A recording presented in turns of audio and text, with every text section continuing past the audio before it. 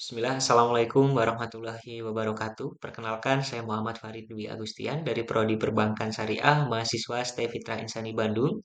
Di sini saya akan menyampaikan materi yang berkaitan tentang Islam, dan dalam pemaparan ini semoga kita bisa menambah wawasan bersama dan mengenal lebih jauh Islam dari berbagai aspek kehidupan. Baik, berikut materi yang insya Allah akan saya sampaikan. Yang pertama adalah Islam sebagai agama wahyu Al-Quran, yang kedua Islam sebagai produk budaya, dan yang ketiga Islam sebagai pengetahuan ilmiah. Dan insya Allah materi ini akan saya sampaikan satu persatu, poin demi poinnya, dan insya Allah nantinya dalam penyampaian tiga materi ini bisa menambah pengetahuan teman-teman semua dan bisa menambah wawasan kita bersama. Baik, kita langsung menuju ke pembahasan yang pertama, materi pertama yang berkaitan dengan Islam sebagai agama wahyu Al-Quran. Ya, di sini nanti akan membahas secara pengertian, fungsi, dan hubungan antara Al-Quran dengan hadis, isma, dan qiyas. Secara pengertian, Islam adalah agama yang bersumber dari wahyu Allah yang diturunkan kepada Nabi Muhammad. Wahyu utama Islam adalah Al-Quran, yang mana Al-Quran ini adalah kitab suci yang menjadi pedoman hidup umat muslim. Nah, secara definisi ini bisa kita artikan bahwa ajaran Islam tidak berasal dari hasil pemikiran manusia, filsafat, ataupun budaya tertentu. Namun, agama ini langsung bersumber kepada Allah dan petunjuk langsung dari Tuhan. Seperti itu. Maka Al-Quran sendiri mempunyai fungsi sebagai petunjuk hidup, pembeda antara salah dan benar, sumber hukum utama dalam Islam, dan rahmat dan penyembuh bagi yang percaya. Nah, dalam fungsi ini juga bisa kita temukan di Al-Quran tersendiri. Yang pertama, berkaitan dengan petunjuk hidup, kita bisa melihat dalil ini tertera di surat Al-Baqarah ayat 2, yang mana yang di dalam Al-Quran tersebut berbunyi bahwasanya kitab Al-Quran ini tidak ada keraguan padanya, petunjuk bagi mereka yang bertakwa. Dan yang kedua adalah Al-Furqan, yang mana pembeda antara salah dan benar bisa kita temukan di surat Al-Furqan ayat 1, yang mana berbunyi Maha berkah dia yang telah menurunkan Al-Furqan, Al-Quran kepada hambanya Muhammad agar dia menjadi pemberi peringatan kepada seluruh alam.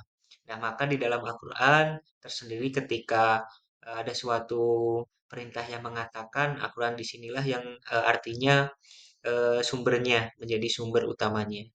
Dan poin yang ketiga kita akan membahas juga terkait hubungan Al-Quran dengan hadis dan isma maupun qiyas. Nah, kenapa di sini Al-Quran itu sebagai sumber utama, namun eh, ada munculnya hadis, isma dan qiyas. Nah, tujuannya apa di sini dimunculkan?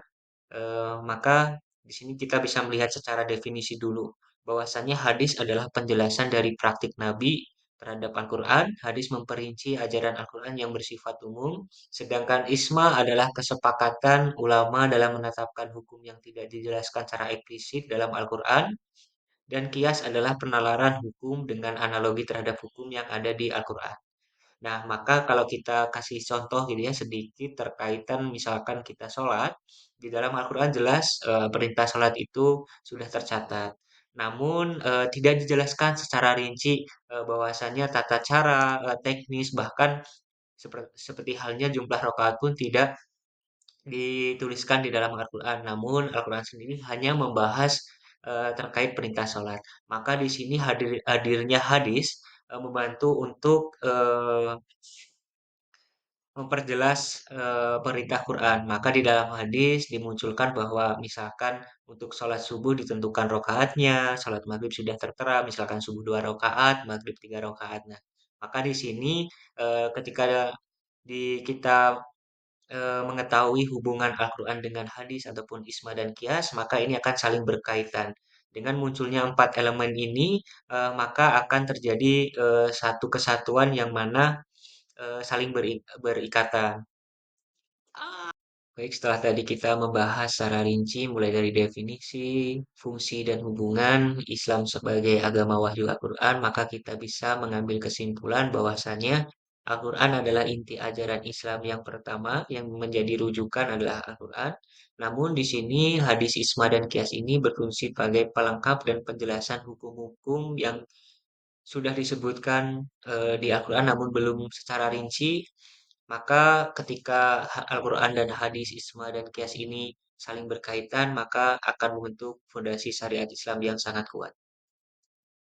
Baik, kita akan masuk di topik yang kedua atau pembahasan materi kedua berkaitan dengan Islam sebagai produk budaya. Nah, di sini Islam sebagai produk budaya ini diartikan sebagai bentuk manifestasi nilai-nilai Islam dalam menjalankan kehidupan sehari-hari yang dibentuk ataupun didapat melalui proses sejarah dan interaksi dengan budaya lokal.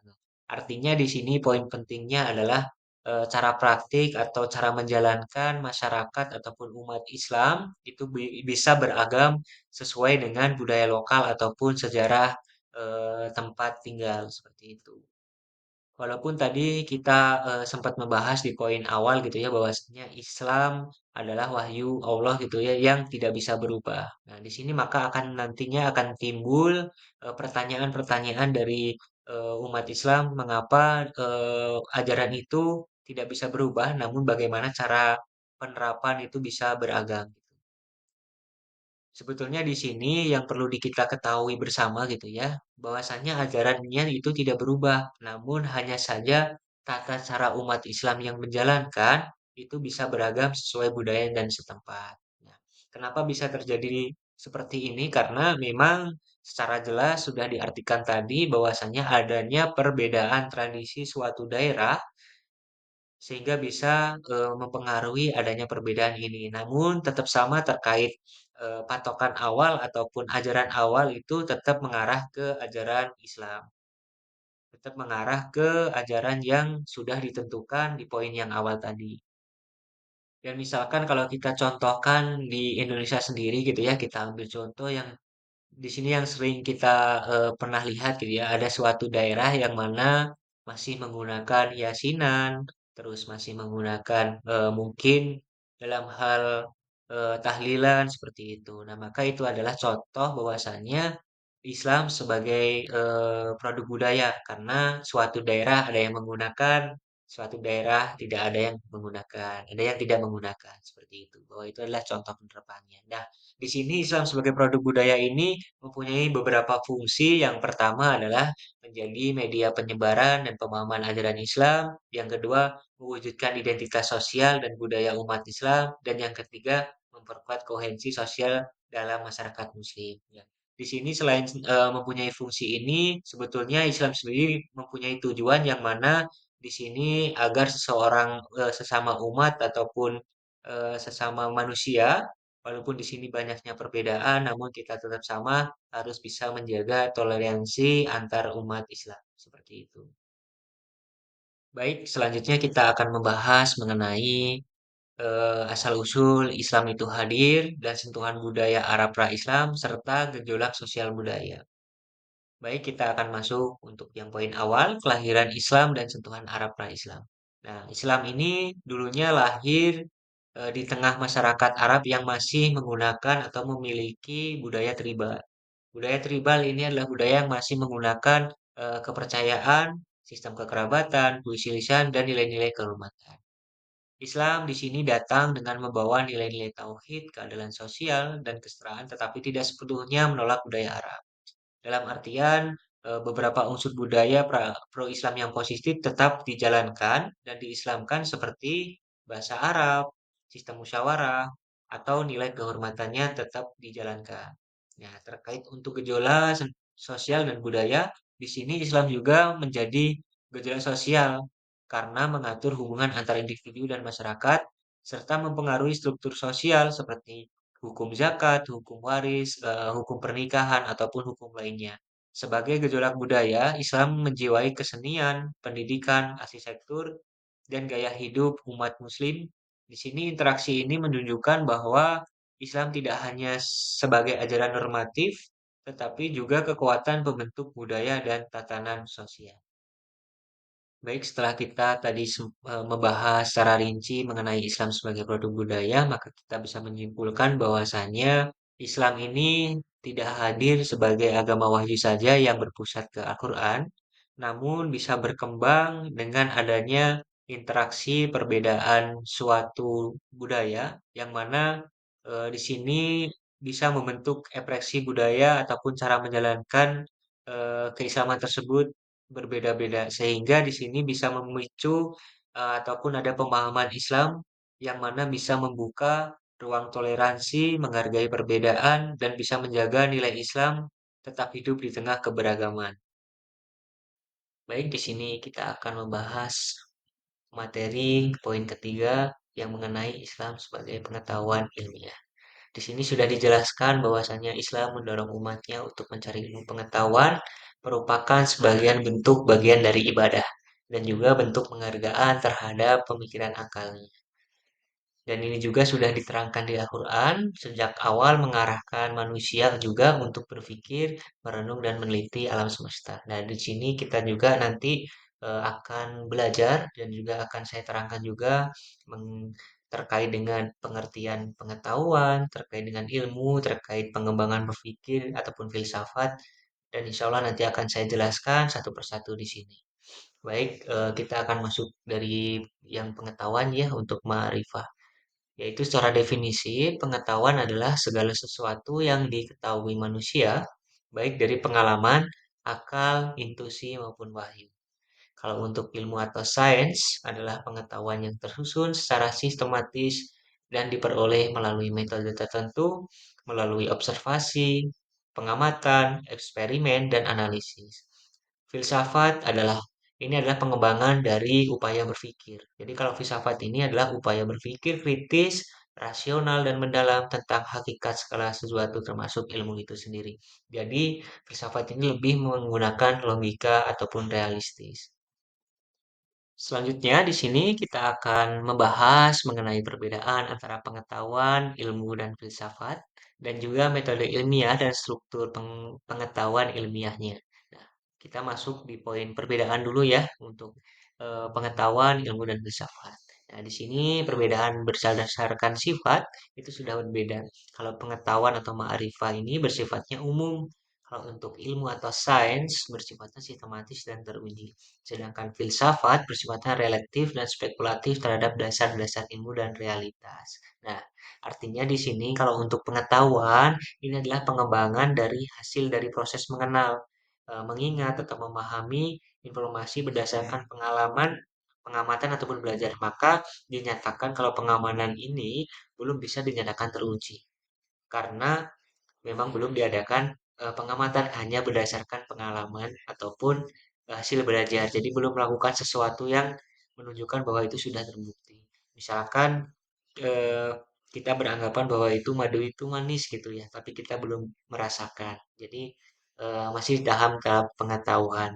Tapi kalau untuk ilmu atau sains ini sudah sistematis dan teruji dan misalkan contoh kecilnya misalkan eh, pelajaran biologi sudah menjelaskan proses fotosintesis secara ilmiah. Nah, jadi itu sudah diagendakan eh, namanya metode ilmiah atau eksperimen. Sedangkan kalau untuk filsafat sendiri, ini lebih menggunakan akal dan logika. Jadi tidak bisa diuji secara empiris. Misalkan menanyakan apa hubungan akal dan wahyu. Jadi pertanyaannya lebih ke mendalam. Baik, selanjutnya mengenai metode ilmiah dan struktur pengetahuan ilmiah. Nah, di sini metode ilmiah itu adalah langkah-langkah sistematis yang digunakan untuk memperoleh pengetahuan yang tepat. Maka teman-teman juga harus memperhatikan di sini ada observasi. Observasi ini adalah melakukan pengamatan objek yang akan diamati.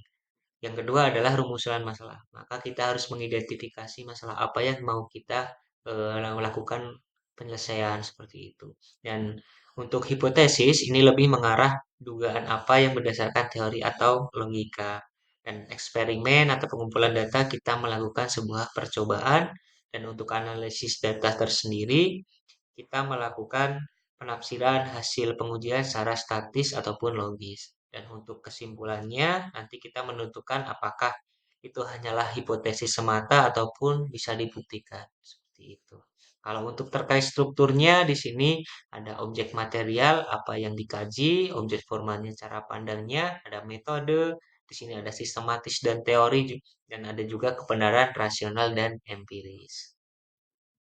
Baik, selanjutnya kita akan membahas terkait klasifikasi ilmu. mulai dari alam, sosial, dan humaniora dalam Islam. Baik kalau untuk ilmu alam atau yang disebut biasanya natural science, itu adalah mengkaji fenomena fisik, sebaik secara fisika, kimia, biologi. Jadi kalau dalam Islam itu ilmu ini menunjukkan tanda-tanda kekuasaan Allah. Jadi seperti menunjukkan ayat kauniyah seperti itu. Jadi kalau yang kedua ada ilmu sosial atau social science, ini mengkaji hubungan manusia dalam masyarakat. Sepertinya seperti sosiologi, ekonomi, politik. Jadi kalau di Islam ini lebih menekankan nilai keadilan, etika, dan kesejahteraan dalam penerapannya. Yang ketiga ini adalah ilmu humaniora berkaitan dengan nilai budaya, sejarah, bahasa, dan agama. Maka dalam Islam humaniora ini penting untuk memahami dimensi kemanusiaan dan spiritual. Setelah kita tadi membahas secara rinci, maka kita bisa menarik kesimpulan bahwasannya Islam tidak hanya mendorong pencarian ilmu sebagai bentuk ibadah, namun juga memberi dasar filosofi dan etis dalam pengembangan pengetahuan ilmiah. Perbedaan antara pengetahuan, ilmu, dan filsafat menunjukkan ragam pendekatan manusia terhadap kebenaran. Dengan metode ilmiah yang sistematis dan klasifikasi ilmu yang luas, Islam menghargai semua bentuk ilmu yang membawa manfaat dan mendekatkan manusia pada nilai-nilai ilahiyah. Sekian pemaparan dari saya terkait pembahasan materi berkaitan dengan metodologi studi Islam, yang mana yang membahas yang berkaitan dengan keislaman. Saya sekali lagi memohon maaf bila mana ada kesalahan dalam pengucapan ataupun penyampaian materi dari rekan ataupun teman-teman semua. Dan terima kasih banyak atas kesempatan yang diberikan. Semoga kita masih bisa bertemu di lain hari ataupun di lain waktu. Wassalamualaikum warahmatullahi wabarakatuh.